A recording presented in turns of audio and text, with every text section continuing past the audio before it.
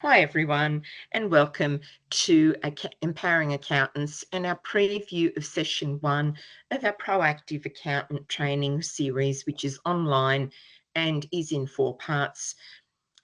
My name is Dorothy Christopoulos, and I've been working with accounting firms for over 25 years to implement strategy, solve everyday practice management problems, and deliver soft skills training in communication, workflow, and efficiency. In session 1, we're going to discuss the firm's expectations. How can our accountants meet the firm's expectations if they don't know what is expected of them? Usually they have a pretty good idea or a general idea, but in most cases it hasn't been spelt out to them. So that's what we're going to be covering in session 1.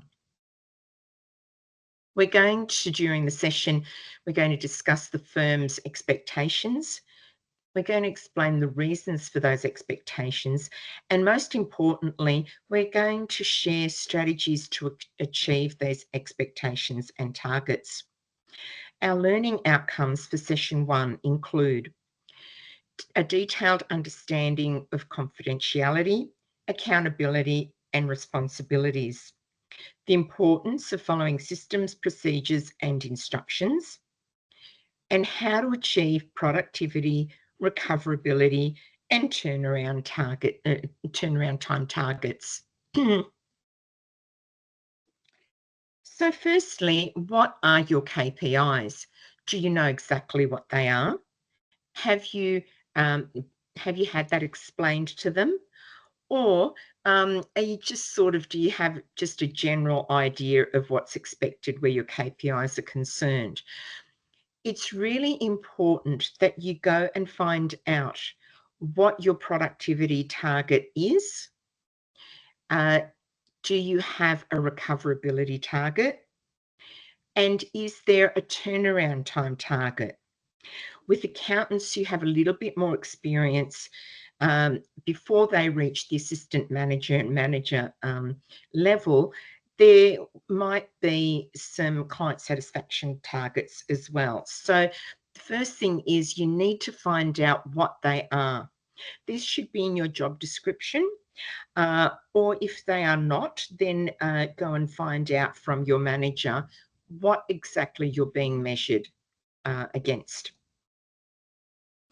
Why are KPIs important for you? Well, firstly, and most importantly, your KPIs are important for your career development and your success in the firm and in your future career. What does that mean? That means that you really need to be able to achieve those targets. And in the first few years, that's your training ground. That's where you can start to work out how you're going to achieve those targets, because once you move up your career path, you'll find that these KPIs will make or break you. They are important for the firm because those KPI targets have been formulated to make sure that the firm is profitable and that the firm has a secure financial future.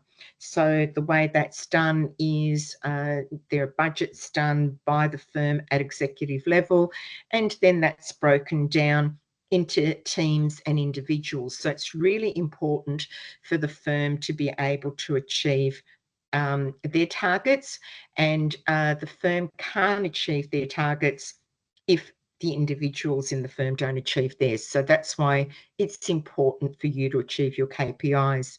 It's important for your manager because your manager is measured on the success of his or her team.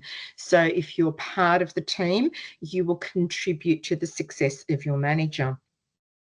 And in this way, it's really important for you to meet your KPIs. So let's talk about productivity as a starting point. I remember when I started at PwC many decades ago that I was told in the first week initially that I had to achieve a certain productivity target. Now, I hate to say it, but not a lot has changed in those decades, and I've been working with accounting firms for a long time. So productivity is expressed as a percentage.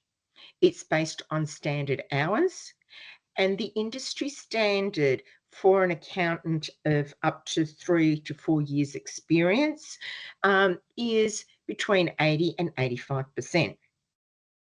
For managers, it's a little bit lower because they've got other responsibilities, and so they can't have as high a productivity rate. Whereas for accountants up to 4 years experience, all you're really doing is you're not managing your team. What you're doing is you're doing chargeable work. It's calculated by taking the hours charged to the clients over or divided by the standard hours. So if you work more than the standard hours and you have a certain number of hours charged, then your productivity percentage will be higher. When I first started as a grad, the guidelines I was given was I have to charge 6 hours a day to clients, which is the equivalent of 80%. And 1.5 hours for admin is allowed for admin or other things. So filling in timesheets, doing other things that are not chargeable, that's around about 1.5 hours. In order for the firm and your manager to be able to track your productivity that you've achieved, your productivity percentage, you need to keep accurate and detailed timesheets.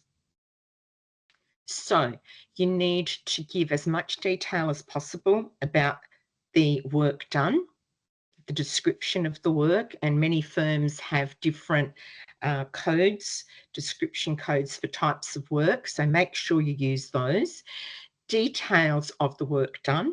So if, for example, there's something that's outside of scope, or that there is a bit of a mess with the client's work, or the client has asked for extra information, you need to document that. You need to enter all the time spent on client work. Now, I have worked with a lot of firms, excuse me, where there is a certain job budget, and not all the time is charged to the client once we go over budget. You need guidance from your manager around this whole scenario. My personal belief is that we should record all the time spent on the client work, and that then we've got accurate information, which then your manager and partner can see what's happening in the job, and they know they can see if there's a problem, and they can solve that problem if they have that information. But again, you know, there are firms where and I know that someone that I know works for a Big Four firm, and they're basically instructed to just, once they've hit the budget, they stop charging time to the client. I have my thoughts on that, but you need to check with your manager and your partner where that's concerned. Don't assume that time spent, or certain time spent on client work, should be allocated to training. It can be allocated to training if it's applicable, but if you're in doubt about where to charge your time, you ask your manager. And make sure that all the hours worked are recorded. I had one firm where there were certain accountants, and that's because they were brand new and they were still learning. There's certain accountants who were experiencing a lot of write-offs on the jobs that they were starting on, and they decided on their own to stop entering time and stop charging time to a client after hours. remember, that's not a decision that you make. So it's really important for you to liaise with your manager or your partner, whoever is supervising you, to make sure that you allocate the training time accordingly, according to what their instructions are. Enter all your hours that are worked, and make sure that you enter all the time that you spend on the client. If if in doubt, see your manager or the partner or the principal, because they are the only ones that can make that decision. To find out about more strategies to help you achieve your KPIs, join us for session 1 of our Proactive Accountant online training program. We would so love you to be there. And there's some information there for you. So talk to your manager or partner about joining this program. It's very hands-on. There are also included sessions on Q&A. So there are separate Q&A sessions that you can attend in order to ask questions that you might not have thought of during the session. We're going to have a hotline for managers and partners. So attendees or firms that register their accountants for this program are able to call me and ask any questions anytime during the program.